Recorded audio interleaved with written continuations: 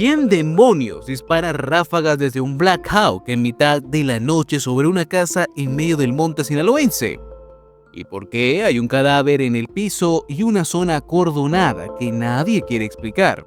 Lo que vas a escuchar no está en los comunicados oficiales, pero sí en los videos que corren como pólvora. La noche del 8 de abril, en la huerta, Mocorito dejó de ser tranquila cuando el cielo literalmente rugió. Un helicóptero militar descendió en modo guerra y no fue para saludar. Imágenes grabadas por vecinos muestran disparos directos a una vivienda.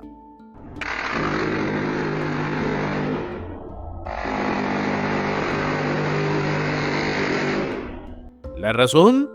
Un presunto enfrentamiento con hombres armados, aunque la versión oficial, entre comillas, todavía está en modo mudo. Y mientras tanto, en tierra, las fuerzas especiales desplegaban un operativo quirúrgico.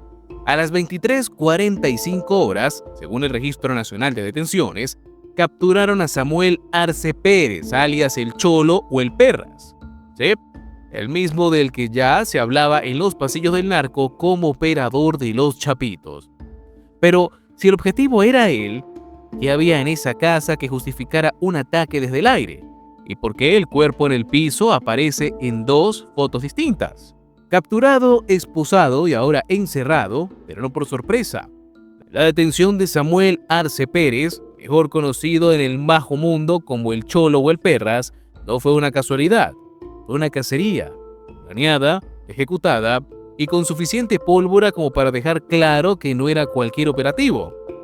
La Guardia Nacional encabezó el arresto, pero lo interesante no es quién lo agarró, sino cómo lo encontraron. En la ficha del Registro Nacional de Detenciones no deja espacio a la especulación. Fue capturado en la huerta, Mocorito, a las 23:45 horas del martes 8 de abril. Y no es un dato menor que, minutos antes, el Black Hawk ya había barrido el terreno con fuego desde el aire. Algo sabían y algo estaban buscando. La descripción física del Perras es casi un retrato hablado de medio norte de Sinaloa. Robusto, tez clara, barba y cabello negro, cejas gruesas y ojos café. Pero lo relevante no está en cómo luce, sino en qué representa. Su apodo no es solo un chiste cruel, es un símbolo de poder local, de operaciones clandestinas y de una red que se mueve entre la legalidad difusa y el silencio institucional. Porque sí, lo agarraron. Pero, ¿cuántos sabían de su red antes de apretar el gatillo? Dicen que no hay un capo sin historia, y el Perras tiene la suya bien marcada.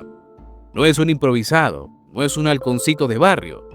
Es presunto operador de una célula con apodo de catálogo militar, La Numerada, brazo del grupo de los Chapitos dentro del cartel de Sinaloa.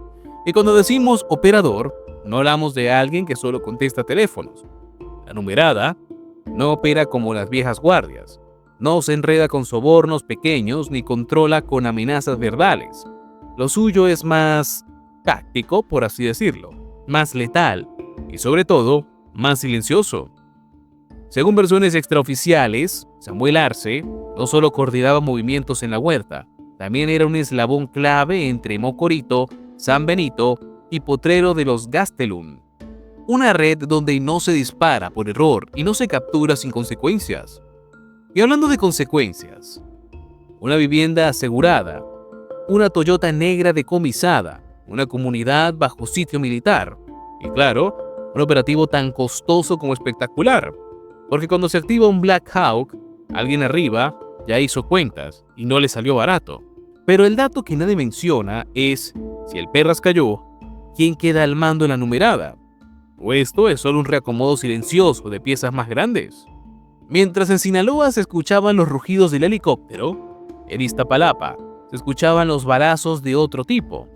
Rafael Contreras Galindo, alias El Fantasma, cayó asesinado la noche del 9 de abril en plena vía pública, como si el destino se hubiera sincronizado con la Guardia Nacional para limpiar dos frentes del mismo tablero. El Fantasma no era un personaje menor.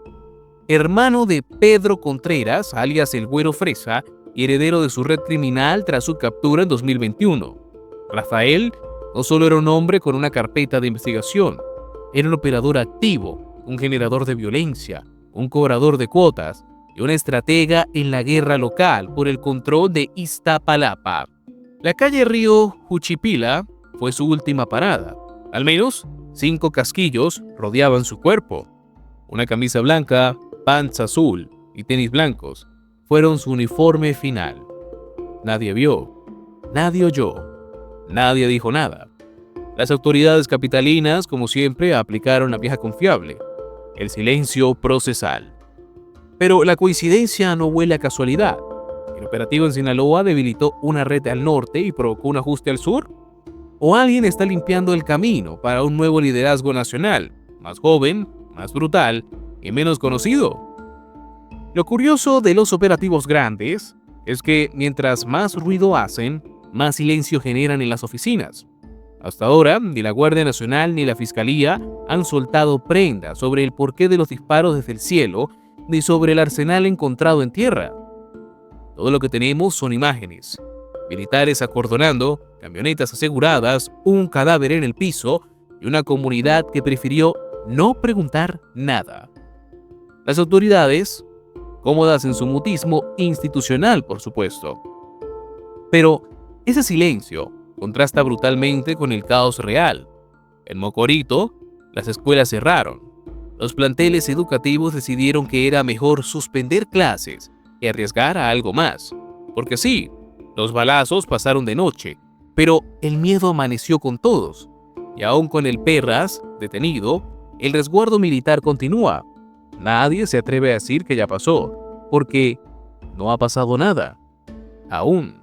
Y mientras tanto, los videos siguen circulando. Vecinos grabando a distancia, fotos de cuerpos, zonas acordonadas y soldados que patrullan sin responder a las cámaras. Todo esto bajo la lógica oficial de no pasa nada. Pero claro, si no pasó nada, ¿por qué siguen ahí? ¿Qué esperan? ¿O qué más falta por caer? Entonces, seguimos con la pregunta de siempre. ¿Y ahora qué sigue? La caída del Perras, el operativo del Black Hawk y el asesinato del Fantasma. Todo en menos de 48 horas. ¿Coincidencia o mensaje? Porque si algo está claro en este país, es que cuando se mueven piezas grandes, el silencio es solo la antesala del siguiente golpe. Los que creen que esto fue una simple detención no entienden cómo funciona el juego.